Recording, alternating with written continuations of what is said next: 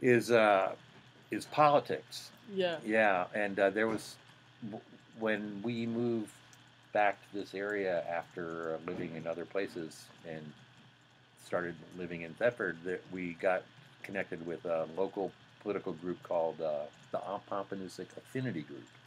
The affinity groups were these organizations of people who initially were protesting the building of Seabrook nuclear power plant down Hmm. on the seacoast in New Hampshire, and the they people organized in these groups, small groups of people that would make plans to do Mm-hmm. protests or demonstrations and so forth, and cooperate and work together and make decisions in a communal way. If there was any communal experience I had, it was through the decision making process of of my affinity group, Mm-hmm. and learning to work with the people in there. And there was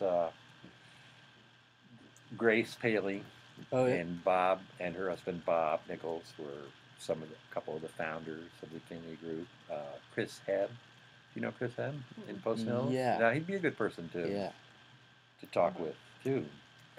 He also was, no, I don't know if he was off the grid at all times, but he definitely lived a simple life, and Right. but yet he grew up in this area. Oh The okay. Hebb family is from Fairleigh, I think, and Mm-hmm. Yeah, that's right.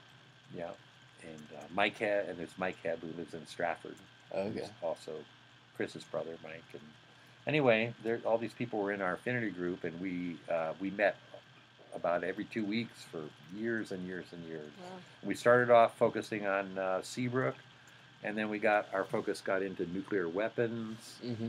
and then the nuclear power plant down in Vernon, Vermont, the Vermont Yankee. Right. Mm-hmm. Back when it was starting to open, we were trying to Mm-hmm. Oh yeah. prevent it from opening. And eventually, I think what happened to the affinity group is we got so diffuse in our Right. interests. Some people were interested in justice in Central America. Some people Mm-hmm. were interested in the effects of Wall Street on our Right. economy and politics and nuclear power plants. And we got so scattered that eventually it eventually faded out. Yeah. Mm-hmm. But as a group, we did a lot of things together.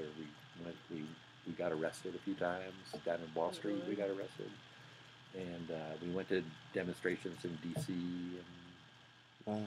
Vernon and Seabrook and Could you talk Boston. about being arrested on Wall Street? Just because Yeah, it just sounds the well, actually, the place that I remember getting arrested at was in front of the United Nations in New York, and that was a protest for nuclear arms around the world. Mm-hmm.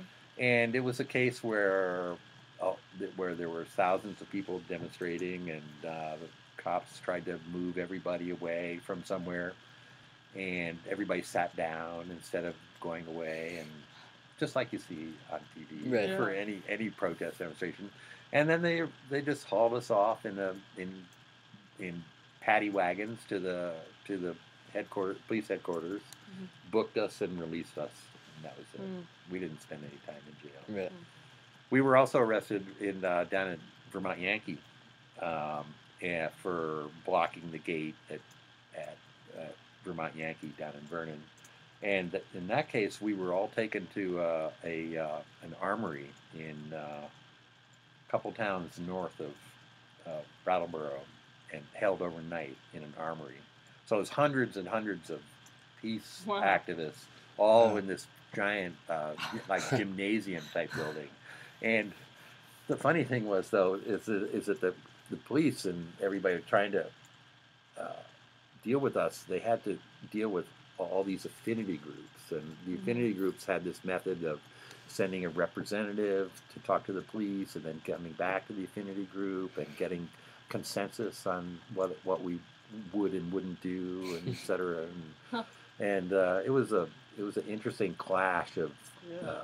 processes going on in that place. Yeah. But they held us one night, booked us in a courtroom in Brattleboro, and released us. Hmm. And we came back for a a hearing, and the cases were all dismissed. Hmm. So I've never spent any time in jail, but have been arrested a couple times. Huh? Interesting. The New York one, I always worried. I think they gave us tickets in New York and said that we were supposed to come back for something with these tickets, and nobody ever went back. And so I always worried for years and years later that I would get some parking ticket in New York City, and they would go back through their records and yeah. discover that I was a fugitive from justice, and the parking ticket would turn into something much worse. But it never happened. That's good. Yeah. But so the politics was part of the Yeah. experience of living in this in Right. Thetford too. And then politics were taken to town meeting quite a bit. Mm. You know, this was the first town in the United States to vote to impeach Richard Nixon. Right. Yep. Yeah. And that was due to a lot of activists that were connected with the Affinity Group and other people as well.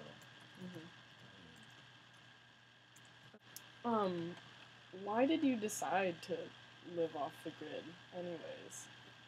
Could you talk about a little bit why you wanted to do that? Well, as I said, Barb and I had lived off the grid for 2 years in the Peace Corps. Oh, right. So right. we were already primed to Mhm. to do that, and we were into living simply. And I guess one of the main reasons for living off the grid, and this is probably the main reason for many people who live off the grid, is buying cheap land Mhm. that's not near any power poles, and it's too expensive to bring power to up fourth class roads, and you know Yeah. half miles from the Mhm. from the last pole to where somebody's living. It would be thousands of dollars to bring the power. So that's a strong incentive just to forget about power and figure Yeah. out how to Right. do without it. So that's probably the main reason, more than the philosophical reason. Yeah. It's just Right. practical financial reasons. Right. Yeah, Mhm. couldn't afford to bring the power in. But we also kind of didn't want the power, and then we felt pride in living Yeah. off the grid and not Yeah. having it and all that. Turned a disadvantage into an asset Mhm. somehow, psychologically. Yeah. I guess on the other end of that, sort of, what do you think the result of like people living off the grid and in Thetford and in Vermont in general? What do you think the result of that was? Like on the culture. Yeah, of yeah, of yeah. The On town. culture, I and guess. Yeah. everything. Right. Well, I don't. It's hard to say. It all goes into the big mix Yeah. of the culture, and I think it added some. I think it lent some support to the type of life that people lived here long ago, Mhm. and the young people were coming and imitating the life Right. that people had always lived here. So I think it was a positive thing that way, and I think it also but at the same time, probably people living here were mostly fairly conservative in their thinking and Yeah. politics, and the the the movement of young people coming in the 70s and 80s probably changed the politics quite a bit. Right.